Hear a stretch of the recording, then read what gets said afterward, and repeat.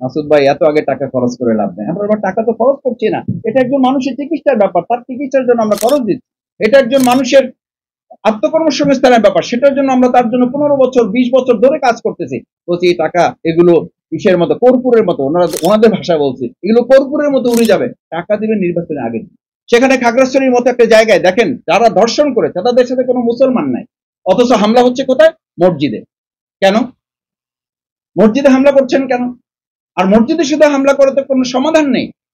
আমরা পাহাড়ের মতো জায়গায় এরকম একটা স্টেট যদি আমাদের সেনাবাহিনী রক্তাক্ত হচ্ছে, তাহলে আমার নির্বাচনে এই পাহাড়ে ইলেকশন হবে না, সেখানে আমার ভোট নিতে হবে না।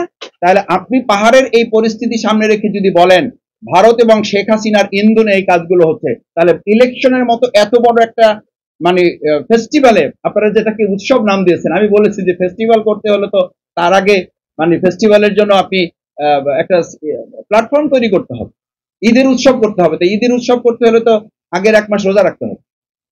রোজা রাখতে হবে অর্থ এই অর্থে বলেছি, রোজা মানে শুধুমাত্র না খেয়ে থাকা না, রোজা মানে সংযম। তো আমাদের সংযম কোথায়? আমাদের সংযম তো জিব্বারই সংযম নেই, যে তার মতো কথা বলে দিচ্ছি। শুধু কথা বলে দিচ্ছে না, জিব্বা কেটেও ফেলতেছে।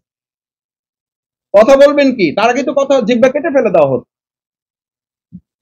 সেই জন্য সিনসিয়ারলি যদি আমরা এটাকে মেনটেন করতে পারি সবাই মিলে, তাহলে জাতীয় ঐক্যমত কমিশনে যেটা বলা হয়েছে, জাতীয় ঐক্যমত কমিশনে বসে ওখানে কে আপনাকে বাধ্য করবে জিনিসগুলো? বাধ্য তো আমাকে করতে হবে। তার জন্য মূল বক্তব্য হচ্ছে জুলাই সনদের এই ব্যাপারটা যদি আমরা আইনগত ভিত্তি দিতে না পারি, তাহলে এই জুলাই আগস্টের গণ অভ্যুত্থানে আমাকে আবার আশার মেয়ে কাঠ করে দাঁড় করা। জুলাই যোদ্ধাদেরকে যারা কালো শক্তি এখনই বলেছেন, তাদেরকে জুলাই যোদ্ধা না, তাদেরকে জুলাইয়ের আসামি হিসাবে আগামী দিনে চিত্রিত করা হবে, এবং সেটার জন্য অপেক্ষা করতে হবে।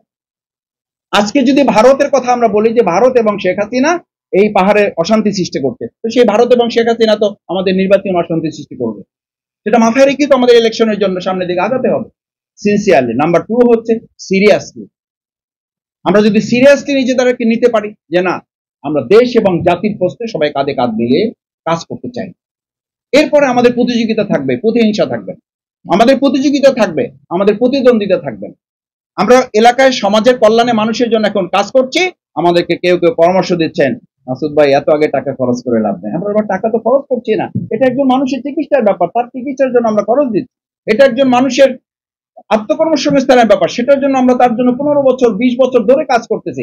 বলছি এই টাকা এগুলো কিসের মতো, কর্পূরের মতো, ওনাদের ভাষায় বলছি, এগুলো কর্পূরের মতো উড়ে যাবে। টাকা দিবেন নির্বাচনের আগে। ভাবছেন, আপনি ভাবছেন এটা আমার নিজের মুখের বানানো কথা? আপনারা সাংবাদিক বৃন্দ, সচেতন সুধী বৃন্দ আছেন, আপনারা আপনারা প্রত্যেক এলাকায় আপনি দেখেন যে এটার জন্য ওয়েট করে আছেন। আসুন। নাম্বার 3 হচ্ছে আমাদের সিক্রেটলি, অর্থাৎ কে কি কোথায় কি করতেছি, এটা যত বেশি আমরা ফোকাস করব, তার চেয়ে অভ্যন্তরীণ আলোচনার মাধ্যমে, নিজেরা নিজেদের মধ্যে আলোচনার মাধ্যমে, নিজেরা নিজেরা বসে, এই দেশটা আমাদের, সুতরাং আমরা সবাই মিলে দেশটাকে কাজ করবো। এই দেশটা আমাদের, আমরা কেউ মালিক হতে যাব না, আমরা কাউকে দাসও বানাবো না। এই দেশের মালিকানাটা জনগণের হাতে আমরা ফিরিয়ে দেওয়ার মতো একটা ইলেকশনের মাইন্ড সেট আপ যদি করা যায়, তাহলে এই যে আজকে ফ্যাসিস্ট রাষ্ট্র ব্যবস্থা ও নির্বাচন, এটার একটা সলিউশন বের করা সম্ভব, যদি আমরা দেশের জনগণকে মালিক বনে নিতে পারি, তাদেরকে মালিক হিসেবে চিত্রায়িত করতে পারি। সবাইকে অনেক ধন্যবাদ।